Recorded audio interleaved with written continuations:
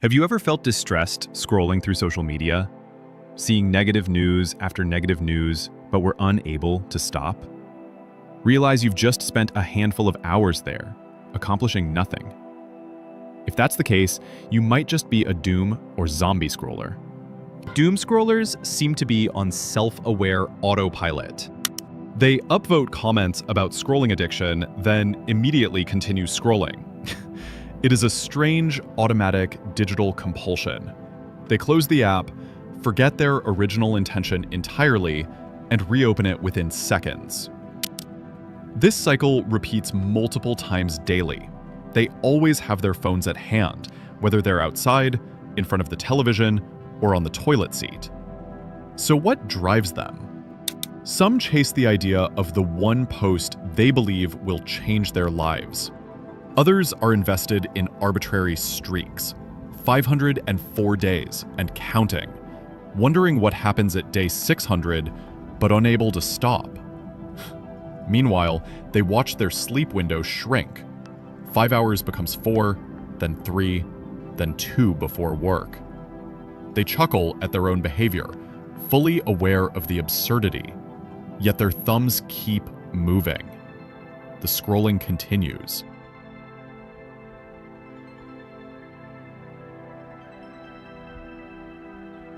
Doom scrollers mistake their behavior for a bad habit, when it's truly worse than that. The phone pulls them back in relentlessly.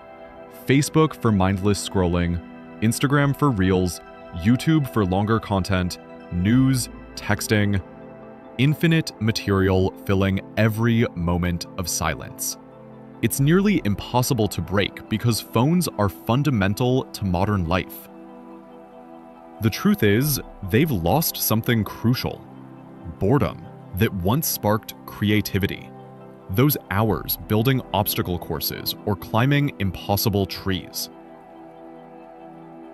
Now, any quiet moment triggers the dive into scrolling. Their brains, especially those with neurodivergent concerns, treat even momentary boredom like torture. They even set restrictions, try limiting screen time, yet habitually reopen apps 3 times before reaching work, shocked each time by the reflex. It's deliberately engineered. Tech companies maximize eyeball time for advertising revenue, designing addiction as their goal. They watch coworkers read books or exercise during downtime while they charge their phones twice daily, hating it, unable to stop.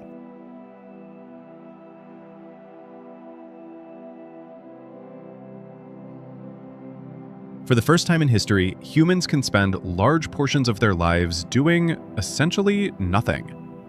This isn't the nothing of staring at walls, when brains stay active and boredom quickly drives people elsewhere.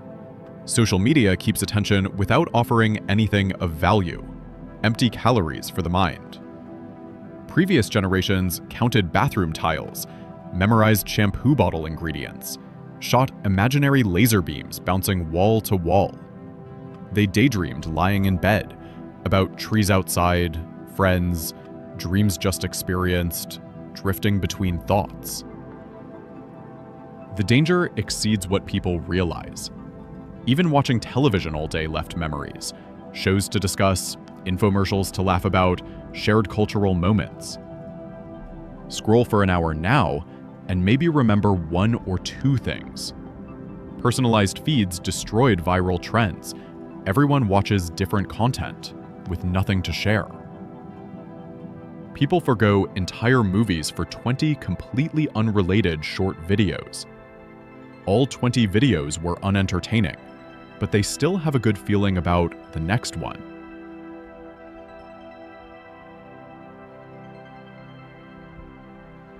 It's a dopamine rush. Pull to refresh was modeled after slot machines, that feeling of maybe this post will be worth it. Novelty and dopamine reinforcement slowly shorten attention spans until sustaining focus through a movie becomes difficult. The algorithm creates stimulation monsters with shallow, thought-deficient minds. It's emotion-focused coping.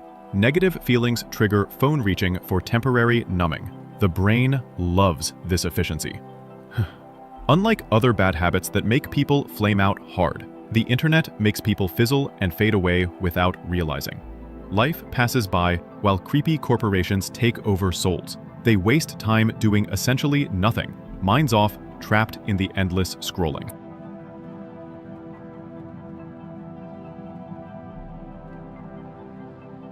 The terminology itself reveals something fundamental. Many reject doomscrolling entirely. They're stim scrolling instead. The reframing matters. People encounter the word stim scrolling and immediately recognize it as exactly what they do, even without understanding doomscrolling. The motivation is simple: bored, too early for dinner, or occupying time between activities. It's not about seeking negativity or despair. The behavior centers on stimulation, maintaining constant sensory input, filling voids, never allowing unstimulated moments. The drive isn't characterized as dark, but as immediate, automatic, and persistent. But that still doesn't make us immune to its effects.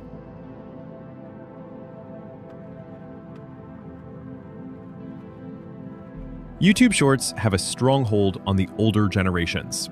Parents in their 70s sit scrolling for hours, unless they are physically interrupted or have their phones grabbed.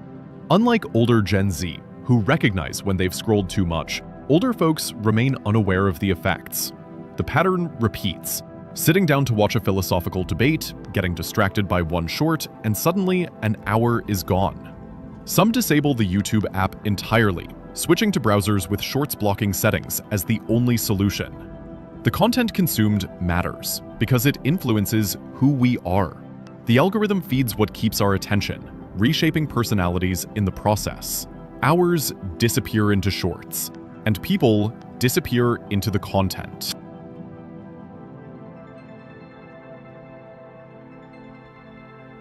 Breaking free creates a night and day transformation. Those who escape social media report feeling substantially happier. Life feels more real again, which is an acknowledgement that scrolling made life feel less tangible and less present. Replacing that with creative hobbies away from phones is important. Scrapbooking, journaling, collaging, meditation, photography, editing, going to the gym, poetry, and whatnot. The possibilities are endless with creative activities, things requiring hands, focus, or physical presence. This isn't passive consumption, but active creation.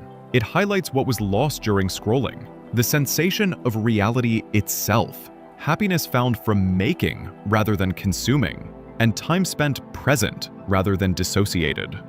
Ways toward recovery include relearning how to occupy time without a screen, rediscovering that hobbies exist, and finding out creation satisfies so much more than infinite scrolling ever could.